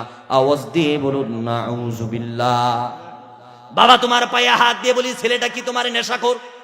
তাহলে বোনটাকে সাবধানে রাখবা, মেয়েটাকে সাবধানে রাখবা। নেশাখোর ছেলের সাথে নিজের মেয়েটাকে রেখে দিবা না, বড় কলঙ্ক ঘটে যেতে পারে। আওয়াজ দিয়ে বলুন ঠিক কিনা? আল্লাহর নবী বলেছেন, শুধু তাই নয়, যারা নেশা করে, যারা মদ্যপান করে, 40 দিন পর্যন্ত একটা সেজদাও আল্লাহর দরবারে কবুল হয় না। আল্লাহর নবী হাদিসের মধ্যে বলেন, যারা নেশা করে, কাল কিয়ামতের কঠিন মুহূর্তে জাহান্নাম যখন তাকে দেওয়া হবে, সমস্ত জাহান্নামীর শরীর থেকে যেই পুষ, যেই রক্ত, যেই ঘাম বের হবে, ওই ব্যক্তিকে ওই রক্ত, ওই পুষ, ওই ঘাম খেতে দেওয়া হবে। আওয়াজ দিয়ে বলুন নাউজুবিল্লাহ। আমার মুসলমান ভাইরা, তাহলে হারামাল্লাহু আলাইহিমুল জান্নাতা সালাসা, 3 শ্রেণীর ব্যক্তির জন্য আল্লাহর জান্নাতটা হলো হারাম। 1 নম্বরে হলো মুদমিনুল খমরি, যারা শরাব পান করে, মদ পান করে, যারা নেশাখোর, যারা নেশা করে নিজের সেন্সকে যারা লস করে ফেলে, এদের জন্য আল্লাহর জান্নাতটা হারাম। যার জন্য আল্লাহর জান্নাত হারাম, তার জন্য আল্লাহর জাহান্নামটা ওয়াজিব। আওয়াজ দিয়ে বলুন ঠিক কিনা? 2 নম্বরে হলো ওয়াল আক, পিতামাতার অবাধ্য সন্তান, পিতামাতার নাফরমান সন্তান। বউটা রাগ করে, বৃদ্ধ বাবার জন্য আগুন আনলে বৃদ্ধ বাবার প্রস্রাব পায়খানার দুর্গন্ধে ঘরে থাকা যায় না। বউ সিদ্ধান্ত দিছে, বউ সিদ্ধান্ত নিয়েছে, যদি ঘরে তোমার মা থাকে আমি থাকবো না, আর যদি আমি থাকি তোমার বৃদ্ধ মা থাকবে না। আমার মুসলমান ভাইরা রে, বউ সিদ্ধান্ত নিয়েছে মা থাকলে বউ থাকবে না, বউ থাকলে মা থাকবে না। বউ তো বলেও ফেলে, তুমি কি বেশি আমাকে ভালোবাসো নাকি তোমার মাকে? কপালের মধ্যে ঝাড়ু দিয়া পিটাও করে দৌড়াইতে থাকবেন আর বললেন, আল্লাহর নবী বলেছেন, হুমা জান্নাতুকা ওয়া নারুকা, বাবাই আমার জান্নাত, মাই আমার জান্নাত, বাবাই আমার জাহান্নাম, মাই আমার জাহান্নাম। আওয়াজ দিয়ে বলুন ঠিক কিনা? একজন সাহাবী বলেছেন, আরাতু আন আকসু ইয়া রাসূলুল্লাহি সাল্লাল্লাহু আলাইহি ওয়াসাল্লাম, আমি জিহাদের ময়দানে যেতে চাই, আস্তাশিরুকা, আপনার কাছে পরামর্শের জন্য এসেছি। আল্লাহর নবী বলেন, আলাকা মিন উম্মিন বাইতি, তোমার ঘরে কি তোমার মা আছে? বলেছেন, হ্যাঁ, নাম উম্মি বাইতি, আমার ঘরে আমার মা আছে। আল্লাহর নবী বলছেন, আল জিমহা ইন্নাল জান্নাতা ইনদা রিজলিহা, জিহাদের ময়দানে যেতে হবে না, ঘরে ফিরে যাও, ওই জান্নাত আল্লাহ পাক তোমার মায়ের পায়ের নিচে রেখে দিয়েছেন। চিৎকার করে বলুন সুবহানাল্লাহ। তাহলে হারামাল্লাহু আলাইহিমুল জান্নাতা সালাসা, তিন শ্রেণীর লোকের জন্য আল্লাহর জান্নাত হারাম। এক নাম্বার মদখুর ব্যক্তি, নেশাখোর ব্যক্তি, ইয়াবাখোর ব্যক্তি, ট্যাবলেটখোর ব্যক্তি, গাঁজাখোর ব্যক্তি, হিরোইনখোর ব্যক্তি। দুই নাম্বার হলো ওয়াল আক, যারা পিতামাতার অবাধ্য সন্তান, পিতামাতার নাফরমান সন্তান।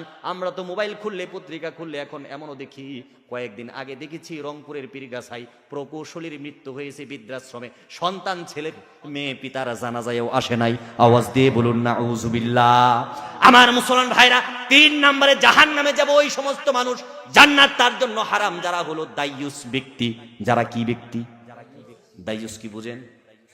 দাইয়ুস হলো ওই ব্যক্তি যার স্ত্রীটা পর্দা করে না, যার মেয়েটা পর্দা করে না, যার স্ত্রীটা টিভি দেখে, যার মেয়েটা টিভি দেখে, যার মেয়েটা পাতলা গেঞ্জি আর জিন্স প্যান্ট পরে রাস্তায় হাঁটে, যার বউটা মার্কেটে যা, মার্কেটের প্রত্যেক দোকানদারের নাম্বার যার বউয়ের কাছে আছে, যার বউয়ের নাম্বার চুরখাই বাজারের প্রত্যেক দোকানদারের কাছে আছে, প্রত্যেকের সাথে বাবি খুশ গল্প আলাপ হয়, ইমুতে আলাপ হয়, হোয়াটসঅ্যাপে আলাপ হয়, মেসেঞ্জারে আলাপ হয়। যেই যুবক এগুলো সহ্য করে, যেই হাজী সাহেব এগুলো সহ্য করে, স্ত্রীর অত্যাচার, মেয়ের অত্যাচার, স্ত্রীর বেপর্দা, মেয়ের বেপর্দা, যেই হাজী সাহেব সহ্য করে, যেই খতিব সাহেব সহ্য করে, যেই সভাপতি সহ্য করে, যেই বক্তা সাহেব সহ্য করে, ওটা হলো দায়ুস। ওই দায়ুস ব্যক্তির নামাজ কবুল হবে না, আল্লাহর জান্নাতের গ্রাণও পারবে না, তার জন্য আল্লাহর জান্নাতকে হারাম করে দিয়েছেন আল্লাহ। চিৎকার করে বলুন ঠিক কিনা? আমার মুসলমান ভাইরা, তাহলে তিন শ্রেণীর ব্যক্তির জন্য আল্লাহর জান্নাতটা হারাম। এক শ্রেণীর হলো ওই ব্যক্তি যেই ব্যক্তি মদ পান করে, দুই নম্বরে হলো যেই ব্যক্তি পিতামাতার অবাধ্য সন্তান, তিন নম্বরে হলো দাইয়ুস ব্যক্তি। আওয়াজ দিয়ে বলুন নাউযুবিল্লাহ। আমি আপনাদেরকে আর কোন ভাষায় বুঝাবো? আল্লাহ পাক আমাদেরকে কত নিয়ামতের মধ্যে ভরপুর রেখেছেন। আল্লাহ পাক কোরআনের মধ্যে বারবার সতর্ক করেছেন। আল্লাহ পাক বলেছেন, ফাবি আইয়ি আলাই রাব্বিকুমা তুকাজ্জিবান, এত এত নিয়ামত তোমাকে দান করেছি, আমার কোন নিয়ামতকে তুমি অস্বীকার করো? কোন কোন নিয়ামতকে তুমি অস্বীকার করো? এমন একটা চোখ দিয়েছি, এমন একটা নাক দিয়েছি, এমন একটা জিহ্বা দিয়েছি, 24 ঘন্টা অক্সিজেন দেই। নেক্সাস হসপিটালে যান, একদিন অক্সিজেন গ্রহণ করলে 15,000 20,000 টাকা লাগে। 60 বছর অক্সিজেন গ্রহণ করেছেন, একটা টাকা নেন নাই আল্লাহ। চিৎকার করে বলুন ঠিক কিনা? রাস্তাঘাটের মধ্যে কখনো চড়েছ যুবক? এক বোতল পানি কিনলে 40 টাকা লাগে, আর 30 বোতল পানি লাগে তোমার গোসল করতে, 5 বোতল পানি লাগে ওযু করতে। হাফ বোতল পানি খায়া বাকি আরো 1 কলসি পানি নষ্ট করে দাও। মহান রব কিন্তু বলে নাই টাকা নাই, পানি নাই। আওয়াজ দিয়ে বলুন ঠিক কিনা? আমার মুসলমান ভাইরা, আজকে আমি আপনাদেরকে বলবো, আমাদের মাথার উপরে যেই সূর্যটা আছে, এটার কিছু উপকারিতা আছে নাকি নাই? আওয়াজ দিয়ে বলুন, কিছু উপকারিতা আছে নাকি নাই? আমরা কি মনে করি এই যে লাইটে আলো দিয়েছে, সূর্য শুধু আমাদেরকে আলো দেয়, এটাই কি? বৈজ্ঞানিকের দৃষ্টিতে সূর্যের কিছু উপকারের কথা আমি আপনাকে বলবো। মাথার উপর থেকে যেই সূর্য জমিনের মধ্যে পড়ে, ওটা শুধু আলো না, ওটা শুধু আলো না। বৈজ্ঞানিক আজকে প্রমাণ করেছে, পৃথিবীতে যদি সূর্য না থাকতো, পৃথিবীর কোনো মানুষ বেঁচে থাকতো না। আওয়াজ দিয়ে বলুন সুবহানাল্লাহ। আমার মুসলমান ভাইরা, বিজ্ঞান আজকে বলেছে, এই যে সকাল বেলার সূর্যের যেই তাপটা উঠে, একটা ছোট বাচ্চাকে যদি সকাল বেলা রৌদ্রের মধ্যে রাখা হয়, একজন বৃদ্ধ বাবাকে যদি সকাল বেলা রৌদ্রের মধ্যে পরিষ্কার করে রাখা হয়, বিজ্ঞান প্রমাণ করেছে ওই বৃদ্ধ বাবার হাড়ের ক্ষয়রোধ, ওই বৃদ্ধ বাবার হাড়ের ব্যথা ওই দুর্বল হাড় আর ছোট বাচ্চা যার হাড় মাত্র সকালে একদম নরম নরম থাকে। আল্লাহর নবী বলেছেন হাদিসের মধ্যে, এটা বড় উপকারী রোদ, তোমরা সকালবেলা ঘুমাইবা না। আর আমরা তো রোদ কতদিন পরে উঠে আমরা টেরই পাই না। আওয়াজ দিয়ে বলুন ঠিক কিনা। গত কয়েকদিন আগে এক যুবকের সাথে আমার দেখা, নামাজ পড়ে আসছি, কোনদিন ফজরের নামাজে আমি তাকে পাই না। হঠাৎ করে রাস্তার মধ্যে দাঁড়িয়ে আছে। আমি বললাম কি ব্যাপার, আজকে এত সকালে উঠছো? কবাই মোটামুটি 14-15 বছর হয়ে গেল আজকে সূর্য ওঠার দৃশ্যটা দেখলাম। আওয়াজ দিয়ে বলুন নাউজুবিল্লাহ। আমার মুসলমান ভাইরা আমার, আবার বিজ্ঞান প্রমাণ করেছে সকাল বেলার যেই রোদটা থাকে ওটার মধ্যে ভিটামিন ডি থাকে। ওই রোদের মধ্যে যদি বাচ্চাকে দেওয়া হয় বাচ্চার হাড়গুলো শক্ত হয়। ওই রোদের মধ্যে যদি বৃদ্ধ বাবাকে দেওয়া হয় বৃদ্ধ বাবার হাড়গুলো শক্ত হয়। চিৎকার করে বলুন সুবহানাল্লাহ। বিজ্ঞান আজকে বলেছে ফজরের নামাজের পরে তোমরা ঘুমাইবা না, সকালে ঘুমাইলে শরীরের জন্য ক্ষতিকারক। আল্লাহর নবী রহমতের নবী বলেছেন সকালে তোমরা ঘুমাইবা না। ফজরে আজান হওয়ার পরে গোটা পৃথিবীর লক্ষ লক্ষ ফেরেশতারা প্রত্যেকটা মসজিদের মধ্যে ঢুকে, মসজিদের মধ্যে ঢুকে ঢুকে লিস্ট করে কোন মহল্লা থেকে কয়জন মুসল্লি এসেছে।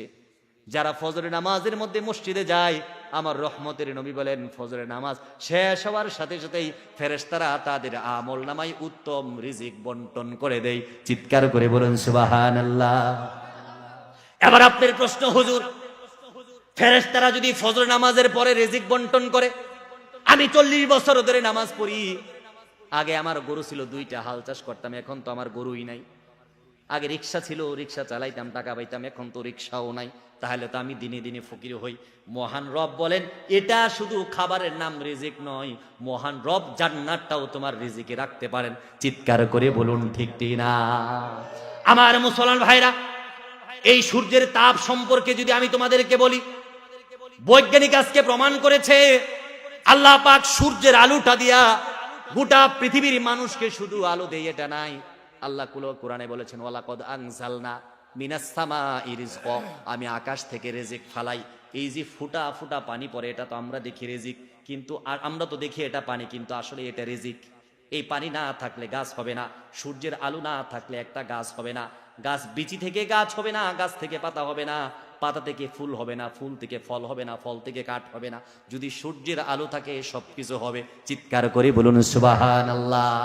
আল্লাহ পাক আমাকে কতটা মোহাব্বত করেন। বিজ্ঞান প্রমাণ করেছে মানুষ সারা রাত্র যখন ঘুমায়, মানুষ যদি এক কাত হয়ে ঘুমিয়ে থাকে তাহলে ওই মানুষের একটা রোগ হবে, ওটার নাম হলো রেড সোর। এই রেড সোর রোগটা যদি হয় তাহলে মানুষ ঘামতে থাকবে, তার শরীর থেকে বিষাক্ত পদার্থ বের হবে। ওই বিষাক্ত পদার্থ বের হয়ে ওই মানুষটা ইন্তেকালও করতে পারে। তার মানে রাত্র যখন ঘুমায় পড়ি আমরা, কিছুক্ষণ পরে পরে কাত পাল্টানির দরকার আছে কিনা? খোদার কসম করে বলুন তো, এই যে মাহফিল শুনে যাবেন, রাত্রে ঘুমিয়ে যাবেন, 4 ঘন্টা 5 ঘন্টা ঘুমাবেন, ইচ্ছা করে কি কখনো কাত পাল্টান কিনা? মনে তো থাকে না। কিন্তু রহমাতুল লিল আলামিন বলেন আমার পৃথিবীর উম্মতেরা শোনো, তোমরা যখন ঘুমিয়ে যাও আল্লাহ বলেছেন লা তাখুযুহু সিনাতু ওয়ালা নাউম। আল্লাহ বলেন পৃথিবীর গাছপালা, পশু পাখি, মানব দানব, শয়তান জিন সব যখন ঘুমিয়ে পড়ে, মহান রব বলেন লা তাখুযুহু সিনাতু ওয়ালা নাউম। আমি রব ঘুমাই না, আমার রবের জিমানিও আসে না। আমি তোমার কুদরতের, আমি আমার কুদরত নিয়ে তোমার মাথার পাশে বসে থাকি। ফেরেশতাদেরকে বলটাই আব্দুল করিম, আব্দুল মজিদ, আব্দুল জলিল ঘুমাইছে, কিছুক্ষণ করে করে পিঠ উল্টায় দাও, কাত উল্টায় দাও। চিৎকার করে বলুন সুবহানাল্লাহ। আমার মুসলমান ভাইরা, আল্লাহ বলেন ওয়ামাল্লাহু বিগাফিলিন আম্মা তা'মালুন। আমি কি এমন রব যে তোমাদের সংবাদ সম্পর্কে আমি বেখবর থাকি? আমি তো এমন রব নই। সূর্য কখন উঠে কখন ডুবে, মানুষ কখন কাজে যায় কখন কাজ থেকে বের হয়, মানুষের কখন প্রস্রাবের প্রয়োজন হয়, মানুষ মুখ মুছবে কখন টিস্যুর প্রয়োজন হয়, ওয়ামাল্লাহু বিগাফিলিন আম্মা তা'মালুন। এই সবগুলা খবর রেখে দেয় আমি আল্লাহ। চিৎকার করে বলুন সুবহানাল্লাহ। আমার মুসলমান ভাইরা আমার, রাত গভীর হয়ে গেছে, আলোচনা বেশিক্ষণ করব না। শেষ রাতে আপনাদেরকে কয়েকটা আমল শেখাবো, শিখবেন কিনা? একটু হাত তুলে আমাকে দেখান কিছু আমল শিখবেন কিনা। শুধু এমন আমল নয়, আমি আপনাকে 4টা আমল শিখাবো। কয়টা আমল? ঘুমানোর পূর্বে যদি আপনি 4টা আমল করেন, কয়টা আমল? সবাই হাত তোলেন, হাত তোলেন। ঘুমানোর পূর্বে কয়টা আমল? ঘুমানোর পূর্বে যদি কোনো বান্দা 4টা আমল করে, আল্লাহর কসম করে বলি, ওই বান্দা দুনিয়াতে এবং আখিরাতে সফল কাম। চিৎকার করে বলুন সুবহানাল্লাহ। রাহমাতুল লিল আলামিন নবী আলী রাদিয়াল্লাহু তাআলা আনহুকে ডাক দিয়ে বলেন, আলী রে, তুমি রাত্রে যখন ঘুমাইবা তখন 4000 দিনার দান করে ঘুমাইবা। কয় হাজার দিনার? আলী মন খারাপ করে বলেন, আল্লাহর নবী এবং তার আল্লাহর নবী এবং আল্লাহ ছাড়া আমার ঘরে কেউ নাই, কোনো মহব্বত, কোনো ভালোবাসা নাই। নবীর ভালোবাসা আছে আর আল্লাহর মহব্বত আমার ঘরের মধ্যে আছে, আমি 4000 দিনার পাবো কোথায়? ঘুমানোর পূর্বে 4টা আমলের কথা বলে যায়। আল্লাহর নবী বলেছেন, আলী ঘুমানোর আগে 4000 দিনার দান করে দিবি। আলী বলেন, ঘরে 1 টাকাও নাই, আপনি আমার সাথে মজা করেন নাকি? 4000 দিনার আমি কইব? রহমতের নবী সাইয়্যিদুল কাউনাইন বলেন, 4 বার সূরা ফাতিহা পড়ে নিবি আলী। আমি নবী ঘোষণা করে দিলাম, 4 বার সূরা ফাতিহা পড়লে 4000 দিনার সদকার সব দিবেন আমার আল্লাহ। চিৎকার করে বলুন সুবহানাল্লাহ। কয়বার? কোন সূরা পারেন তো? আরবিতে না বাংলাতে? আরবিতে। সূরা ফাতিহাটা আরবি না বাংলা? অনেকেই মনে করে এটা বাংলা। এক লোক সৌদি গেছে, যায় দেখে সূরা ফাতিহা পড়ে নামাজে আর আজানটা খালি দেয়। দৌড় দিয়া হুজুরের কাছে, যে হুজুর সৌদি গেছিলাম। কি হয়েছে? খালি যাই দেখলাম সব আরবি ভাষা, কিচ্ছু বোঝা যায় না। খালি মসজিদে যাই দেখলাম আজানটা আরবিতে আর সূরা ফাতিহাটা আরবিতে, আর সব বাংলা, আর সব আরবি। এই 2টা খালি বাংলাতে, আজানটা আর সূরা ফাতিহাটা বাংলাতে, আর সব আরবি। আসলে কি আজান আরবি না বাংলা? আরবি। আমাদের বুঝার ভুল। তাহলে আল্লাহর নবী 2 নম্বরে বলেছেন, আলী যখন ঘুমিয়ে যাবি 30 পারা কোরআন পড়ে ঘুমাইবি। আলীর মন খারাপ, আল্লাহর নবী কি কোন? আমি যদি 30 পারা কোরআন পড়ি, ফজরে আজান দেব, সারা রাত্রে হয় কিনা ঠিক নাই, তাহলে আমি ঘুমাবো কখন? রহমতের নবী আলীর কপালে চুমু দিয়ে বলেন, আলী রে, সারা রাত্র ঘুমানো লাগবে, তোমার সওয়াবও হবে। মাত্র 3 বার সূরা ইখলাস পড়বা, 24টা ঘন্টা ফেরেশতা তোমাকে পাহারা দিবে, আর সাথে সাথেই 1 পারা কোরআন তেলাওয়াতের সব দান করে দিবে, 1 খতম কোরআন তেলাওয়াতের সব করে দিবে। চিৎকার করে বলুন সুবহানাল্লাহ। এমন আমল করার দরকার আছে কিনা? সূরা ইখলাস তো আপনারা পড়তে পারেন। শুরুতে কি কুল হুয়াল্লাহু, কত সুন্দর, আল্লাহু আহাদ আল্লাহুস সামাদ, আল্লাহ অমুকাপেক্ষী, লাম ইয়ালিদ ওয়া লাম ইউলাদ, উনি কারো কাছ থেকে জন্ম নেয়নি, কাউকে জন্ম ওয়ালাম ইয়াকুল্লাহু কুফুয়ান আহাদ, তার সমকক্ষ কেউ হতে পারে না। এই সূরাটা বান্দা যখন 3 বার পড়বে, ওই বান্দাকে 1 খতম কোরআন তেলাওয়াতের সব দিবেন কে? আল্লাহর নবী আবার আলীকে ডাক দিয়ে বলেন, আলী রে, রাত্রে যখন ঘুমায়া যাবি, জান্নাতের মূল্যটা দিয়া ঘুমায়া যাবি। আলী কো ঘরের মধ্যে 1 টাকা নাই, জান্নাতের মূল্য কত? জান্নাতের কত মূল্য বলছিলাম তো? বিশ্বকাপ কয়টা লাগবে জান্নাতের ঘর বানাইলে? কয়েক হাজার কোটি, ঠিক না? একটা বিশ্বকাপ দিয়ে মাত্র 1টা ইট হয়, আরেকটা আদলাও হয় না। একটা ইট হয়, আরেকটা সোয়া হয়। এত বড় জান্নাতটার মূল্য দিয়ে আলী ঘুমাবি? আলী রাদিয়াল্লাহু তাআলা আনহু বলে, ঘরের মধ্যে লবণ আনতে পান্তা ফুরাই, নবী গো, জান্নাতের মূল্য আমি পাবো কই? আল্লাহর নবী বলেন, 3 বার দুরূদ পড়বা নবীর উপর, অন্তত সাল্লাল্লাহু আলাইহি, সকলে বলেন সাল্লাল্লাহু আলাইহি, অন্তত এই দুরূদটা পড়বা, নয়তো দুরূদ ইব্রাহিম পড়বা, নয়তো নবীর উপর কোন দুরূদ পড়বা। আমি নবী ঘোষণা করে দিলাম, 3 বার যদি আলী তুমি দুরূদ পড়ে ঘুমায়া যাও, আল্লাহ পাক তোমাকে জান্নাতের মূল্যর সওয়াব দান করে দিবেন। চিৎকার করে বলুন সুবহানাল্লাহ। আলী গো 4 নম্বর একটা আমল করবা ঘুমানোর আগে, মানুষের কাজ যা বন্ধ করার যেই সওয়াব, ওই কাজ যা বন্ধ করে ঘুমাইবা। আলী বলেন, নবী গো, মানুষে কখন ঝগড়া লাগে আমি এটা কেমনে খুঁজ পাবো? আর রাত্রে কি আমি ঘুমাবো নাকি মানুষের ঘরে গিয়ে গিয়ে দেখবো কে কে ঝগড়া লাগছে? আমার নবী রাহমাতুল লিল আলামিন মুস্কি হাসি দিয়ে বলেন, আলী রে, মানুষের ঘরে ঘরে ঘুমাইয়া, মানুষের ঘরে ঘরে ঘুইরা ঝগড়া খুঁজতে হবে না, কে ঝগড়া লাগছে দেখতে হবে না। আস্তাগফিরুল্লাহ মাত্র 10 বার পড়বা। 10 বার যদি আলী তুমি আস্তাগফিরুল্লাহ পড়ো, মহান রব একটা ঝগড়ার মীমাংসা করার সওয়াব দান করে দিবেন আল্লাহ। চিৎকার করে বলুন সুবহানাল্লাহ। এরকম আস্তাগফারের কোরআনের মধ্যে 5টা ফায়দা আছে, আমি সেদিকে যাব না। যদি আপনি এই আমলগুলা করে ঘুমাইতে পারেন আর এই সবগুলা যদি আপনি পান, তাহলে খোদার কসম করে বলুন তো, দুনিয়াতে এবং আখিরাতে আপনার কি আরো কিছু দরকার আছে? আর কিছু দরকার নাই। এই জন্য আমি আপনাকে বলি, আমলের সাথে থাকতে হবে, বেশি বেশি আল্লাহর নাম স্মরণ করতে হবে। কে কে আল্লাহর নাম স্মরণ করতে রাজি আছেন আমাকে 2 হাত তুলে দেখা। হাত নামান। কিছুক্ষণ পরেই তো আর্জেন্টিনার খেলা হবে। কার খেলা আজকে? কার খেলা? আর্জেন্টিনা না ব্রাজিলের? কেউরই নাই। তাহলে তো এই জন্য আজকে আপনারা ওয়াজ শুনতেছেন, কিন্তু কালকে যদি সভা হয় তাহলে তো খবর আছে, তাহলে তো আর ওয়াজ শুনবেন না। মুসলমান একটু চিন্তা করবা, কার খেলা তুমি দেখো, কার খেলা তুমি দেখো। ওই যে আমরা দেখেছিলাম ব্রাহ্মণবাড়িয়ার এক যুবক 4 কিলোমিটার লম্বা পতাকা টানাইছে। মাগুরার এক যুবক আফজাল হোসেন গত বিশ্বকাপে 5 কিলোমিটার লম্বা পতাকা টানাইছিল। কিয়ামতের কঠিন মুহূর্তে তোমার বাড়ির এতিম বাচ্চাটা ডাক দিয়ে বলবেন, মহান রব, আমার গ্রামের পাশের ছেলেটা 1/2 কিলোমিটার লম্বা পতাকাটা নিয়েছিল, আমি এতিম ছিলাম, আমাকে একটা গেঞ্জি কিনে দেয় নাই, একটা জামা কিনে দেয় নাই। আমি পাগলপাড়া হয়ে ঘর থেকে বের হয়ে গিয়েছিলাম। আমি স্টেশনে শুয়ে আছিলাম কুকুরের সাথে। কুকুরটা আমাকে তার বুকে জায়গা দিয়েছিল। আমি কুকুরটার বুকের মধ্যে মাথা রেখে, নিজের তো মা নাই বাবা নাই, কুকুরটাকে জড়িয়ে ধরেছিলাম। কুকুরটা আমাকে জায়গা দিয়েছিল, দিয়েছিল, আরাম দিয়েছিল। তোমার বাড়ির সামনে যেই পাগলি বাচ্চা নিয়ে ঘোরাফেরা করে চুরখাই বাজারে যেই পাগলি থাকে, পাগলির তো সেন্সলেস, পাগলির তো শরীরে পোশাক থাকে না, পাগলি তো কিছু বুঝে না, কিন্তু পাগলির পেটে বাচ্চা আছে। ওই বাচ্চা তো পাগলির পেটে কোনো পাগলে দেয় নাই, তোমার মতো আমার মতো সুস্থ মানুষ দিয়েছে। এখনো সুস্থ সমাজ নিয়ে চলে, সমাজের মধ্যে মাতবরি করে। আওয়াজ দিয়ে বলুন ঠিক কিনা। কিয়ামতের কঠিন মুহূর্তে মহান রবকে ডাক দিয়ে পাগলি দাঁড়িয়ে যাবে।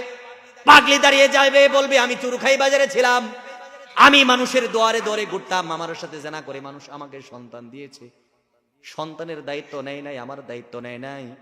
আমার সন্তানটা কাপড়ের জন্য, খাবারের জন্য মানুষের দুয়ারে দুয়ারে ঘুরেছে, মানুষ আমাকে সাহায্য করে নাই, আমার বাচ্চাকে সাহায্য করে নাই। মহান রব 1 কিলোমিটার 4 কিলোমিটার আর্জেন্টিনার পতাকা টানাইছিল, ব্রাজিলের পতাকা টানাইছিল, বিরিয়ানি পাক করে খাইছিল, মুড়ি ভর্তা করে খাইছিল, কিন্তু আমাকে খেতে দেয় নাই। মহান রব এই সাপুটাদেরকে যতক্ষণ পর্যন্ত জাহান্নামে না দিবে ততক্ষণ পর্যন্ত তোমার বিচারের ময়দান আমরা ত্যাগ করব না। চিৎকার করে বলুন নাউজুবিল্লাহ। এমনটা যদি হয়ে যায়, আমাদের বিরুদ্ধে যদি এমনটা হয়ে যায়, তাহলে কোন উপায় আছে? আল্লাহ তো সূরা মাইদার 51 নম্বর আয়াতে বলেই দিয়েছেন, ইয়া আইয়ুহাল্লাযীনা আমানু লা তাত্তাখিযুল ইয়াহুদা ওয়ান নাসারা আউলিয়া বা'দুহুম আউলিয়া বা'দ। সাবধান সাবধান, তোমরা কাকে বন্ধু মনে করো? তোমরা বুঝি মেসিকে বন্ধু মনে করো, তোমরা বুঝি নেইমারকে বন্ধু মনে করো, ক্রিস্টিয়ানো রোনালদোকে তোমরা বুঝি বন্ধু মনে করো। 3 জন স্টারকে যদি একসাথে রাখা হয়, বাকি জীবন কাটিয়ে দিবে, কোনোদিন ঝগড়া হবে না, পান নিয়ে কোনোদিন মারামারি হবে না। কিন্তু যদি আর্জেন্টিনা, ব্রাজিল আর জার্মানি আর পর্তুগালের 4টা সাপোর্টারকে যদি একটা রুমের মধ্যে রাখে দেওয়া হয়, 2 দিন পরে দেখা যাবে লাশ পোষা গন্ধ বের হয়। আওয়াজ দিয়ে বলুন ঠিক কিনা। এই জন্যই ভাই, কার পিছনে গুলো যুবক, যুবক তুমি কার পিছনে ছুটে চলেছ? আজকে এক যুবক আয়োজন করেছে, বলেছে, হুজুর আর কোনোদিন গুনাহ করব না, ভালো হয়ে যাব, নাটক করব না, গান করব না, কোরআনের আলোচনা শুনবো, কোরআনের পথে থাকবো। আল্লাহ পাক যুবককে কবুল করুন, সকলে বলি আমিন। আর আমাকে আজকে হাত তুলে দেখান যে হুজুর যতদিন আছে নামাজ ছাড়বো না। ভাই এই যে হাত দেখেন, আগেই উঠানো শুরু হয়েছে, বলার আগেই শুরু, কিন্তু উঠানোর সময় নিয়ত করছেন যে হুজুর আজকে ফজরটা পড়বো না, খালি পড়েন। ভাই একটা কথা মনে রাখবেন, আমরা যাদের সাথে চলি, আমরা যাদের সাথে থাকি, কিয়ামতের কঠিন মুহূর্তে তারা জান্নাতে চলে যাবে। আমাদের মধ্য থেকে অনেকেই জাহান্নামের পথ হয়ে যাবে। আল্লাহকে বলবে, আল্লাহ তো আমার বন্ধু ছিল, ও যে জান্নাতে যাচ্ছে, আমি যে জাহান্নামে যাচ্ছি। রব ডাক দিয়ে বলবেন, ও তো তোমার সাথে খেলা করতো, কিন্তু আজান হয়ে গেলে খেলা বন্ধ করে মসজিদে চলে যেত। যুবক, কোন চাকচিকের পরে পিছনে তুমি পড়েছো? কোন মেয়ের পিছনে পড়েছো? এই মেয়ের যৌবন তো থাকবে না, মেয়ের বডি ফিটনেস, মেয়ের ফিগার তো এরকম থাকবে না, কোমর তো এত সুন্দর থাকবে না। মনে করেছো ওখানে কোন নিয়ামত আছে? বিয়ে করে দেখো, নিয়ামত আস্তে আস্তে কমবে। বৃদ্ধ হয়ে দেখো, নিয়ামত একেবারেই থাকবে না। মরার আগ পর্যন্ত মনে হবে সন্তানের দরকার ছিল না, স্ত্রীর দরকার ছিল না, শুধু কালেমাটার দরকার ছিল। ওদিন বুঝবে কালেমাটার দাম কত। আওয়াজ দিয়ে বলুন ঠিক কি। উফ, আল্লাহ পাক যেদিন আপনাকে হেদায়েত দিবে ওই দিন থেকে আপনার ভিতরে অনুশোচনা শুরু হয়ে যাবে, কি করলাম কি করলাম কি করলাম। এই জন্য আল্লাহ পাক আমাদেরকে এই টুটা ফাটা কথাগুলো বোঝার তৌফিক দান করুন, সকলে বলি আল্লাহুম্মা আমিন। আসলেই গভীর রাতের ওয়াজ আর ভালো হওয়ার কথা না। এরপরে মাইকটাও দূরে, মানে এখানে আসলে আওয়াজ আসে, আবার কাছে গেলে নাই, বুঝতে পেরেছেন?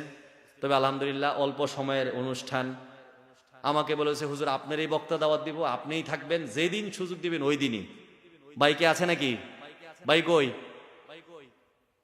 সোহাগ ভাইকে ওয়াজ শুনছে নাকি অন্য কাজ নিয়ে ব্যস্ত, আল্লাহ জানে। আপনারা কেউ উঠাউঠি করবেন না। আরেকজন মুরব্বী হুজুর আছেন, উনি দোয়া করবেন। কেউ উঠবেন না ইনশাল্লাহ, হুজুরকে নিয়ে আসেন। আর একটা কথা মনে রাখবেন যে সব সময় আমাদেরকে ইসলামের পক্ষে থাকতে হবে। কোথায় থাকতে হবে? ইসলামের পক্ষে থাকতে হবে। আর আপনারা তো আমাকে অনেকে চিনেন, ঠিক না? ওই যে আমি বাগান বাড়িতে ওয়াজ করেছি, ওই নামাপাড়া ওয়াজ করেছি। কে কে ছিলেন বাগান বাড়িতে নামাপাড়াতে? মাশাআল্লাহ। আমার ফুফা আব্দুল মজিদ সাহেব আপনারা চিনেন? হ্যাঁ, আমার একদম আপন ফুফা। হ্যাঁ, আর পৃথিবী থেকে ফুপুদের থেকে বেশি আপন কেউ হয় না। কেউ হয়? এখন তো বড় হয়ে গেছি, মানে এখন আসতেও লজ্জা লাগে, আবার হয়েছে সময়ও থাকে না। কিন্তু ছোটবেলা আপনাদের এলাকায় অনেক এসেছি। আর আমাদের ফুপুরা আমাদেরকে অনেক আদর করে, অনেক। একটা কথা সবসময় মনে রাখবেন, মানে আপনার যারা মুরব্বী, আপনার যারা আত্মীয়, আপনার ফুফু আপনার বাবার বোন, তাই তো? আপনার বাবার সাথে আপনার ফুপুর ঝগড়া, এই যে উঠতেছেন মোনাজাত হবে, কেউ উঠবেন না। কিন্তু আপনি কখনো ফুপুর সাথে ঝগড়া করবেন না, আপনি চাচির সাথে ঝগড়া করবেন না, আপনার মামানির সাথে ঝগড়া করবেন না, আপনার চাচার সাথে ঝগড়া করবেন না, জেঠুর সাথে ঝগড়া করবেন না। তাদের ঝগড়া হতে পারে, কিন্তু আপনার কি তারা সমবয়সী? এই জন্য তোমার ফুপু তোমার মার বদনাম করবে, কিন্তু ফুফুকে বলা যাবে না তুমি আমার আব্বার বদনাম করে কেন, বলা যাবে? তোমার চাচি তোমার সামনে তোমার মায়ের বদনাম করা যাবে, করবে, কিন্তু এই জন্য চাচির গলায় ধরা যাবে? তোমার চাচা তোমার বাবাকে মারতে আসবে, এই জন্য তুমিও দাউনিয়া ফেলাইবা? আরে বেটা, তোমার চাচা তোমার বাবাকে মারতে আসছে, তুমি মনে করতেছো কাইটে ভাষায় দিব। ওই তোমার চাচা আর তোমার বাবা এক খেতা নিয়ে টানাটানি করছে রাত্রে ঘুমানোর সময়। তুমি জানো না তাদের কি সম্পর্ক। তুমি বাবাকে যতটা বেশি মহব্বত করো, তোমার চাচা তোমার বাবাকে তার থেকে বেশি মহব্বত করে। কিছু কুলাঙ্গার আমরা যুবকেরা আছি, আপনারা মুরব্বীরা তো অনেক ভালো। আমি ওদেরকে যুবকদেরকে পায়ে ধরি, বলি তোমার বাচ্চাকে তোমার বাবা ধমক দিছে। তোমার বাচ্চা তোমার বাবার কি? তোমার বাচ্চাকে তোমার মা ধমক দিয়েছে, তোমার বোন ধমক দিয়েছে। তোমার বোন তোমার বাচ্চার কি? ফুপি। আরে পাগলের পাগল, ছাগলের ছাগল। তোর বাচ্চাকে তুই যতটা বেশি ভালোবাসিস, তোর বাবা তোর সন্তানকে আরো 1000 গুণ বেশি ভালোবাসে, 1000 গুণ ভালোবাসে, 1000 গুণ। মিয়া কি বুঝো তুমি? কি বুঝো যুবক? তুমি কি বুঝো? গুড়া ডিম তুমি বুঝো। আমার সন্তানকে আমি যতটা ভালোবাসি, আমার বাবা আরো বেশি ভালোবাসে।